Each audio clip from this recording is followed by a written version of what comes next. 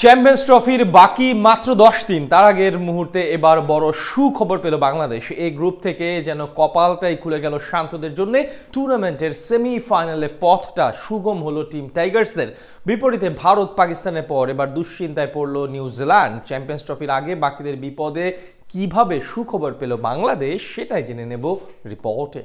আগামী 19 তারিখ পর্দা উঠবে চ্যাম্পিয়ন্স ট্রফির। বাংলাদেশের প্রথম ম্যাচ অবশ্য তার একদিন পর। দিনের হিসেবে মাত্র 10 দিন বাকি টুর্নামেন্টের। তার ঠিক আগ মুহূর্তে মন ভালো করার মতো সংবাদ পেল টাইগাররা। টুর্নামেন্টের এ গ্রুপে যখন বাকি দলগুলো নির্ঘুম রাত কাটাচ্ছে দুশ্চিন্তায়, সেখানে বাংলাদেশ আছে দুর্দান্ত ছন্দে। তার উপর টাইগার ব্যাটিং অর্ডারের জন্য কাজটা হয়ে গেল ভীষণ সহজ। ভারতের বিপক্ষে আসরে নিজেদের প্রথম ম্যাচে মাঠে নামার আগে স্বস্তি খুঁজে পেল শান্ত বাহিনী। এবারের চ্যাম্পিয়ন্স ট্রফি অনুষ্ঠিত হবে পাকিস্তান ও সংযুক্ত আরব আমিরাতে হাইব্রিড মডেলে। মানে ভারতের ম্যাচগুলো শুধু হবে দুবাই আন্তর্জাতিক ক্রিকেট স্টেডিয়ামে। এদিকে টুর্নামেন্টে বাংলাদেশের গ্রুপে আছে ভারত, স্বাগতিক পাকিস্তানের মতো শক্তিশালী দলের পাশাপাশি নিউজিল্যান্ড, যেখান থেকে কমপক্ষে দুটি ম্যাচ জিততে হবে সুপার ফোরে যাওয়ার জন্য। আর সেখানে প্রথম ম্যাচে মুখোমুখি হবে রোহিত শর্মা, বিরাট কোহলিদের বিপক্ষে। যেই ম্যাচের আগেই সুখবর পেল বাংলাদেশ।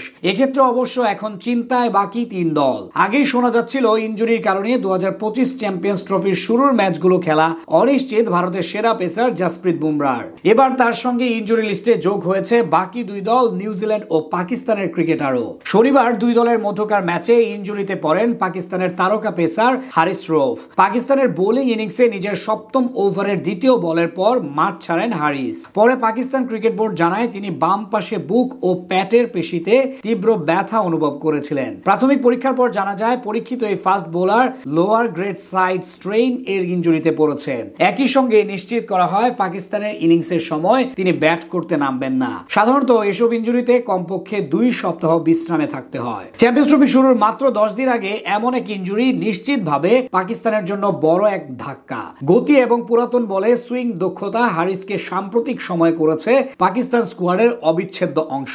তবে লোয়ার গ্রেডের এই ইনজুরির কারণে তার চ্যাম্পিয়ন্স ট্রফি এখন অনেকটা অনিশ্চিত।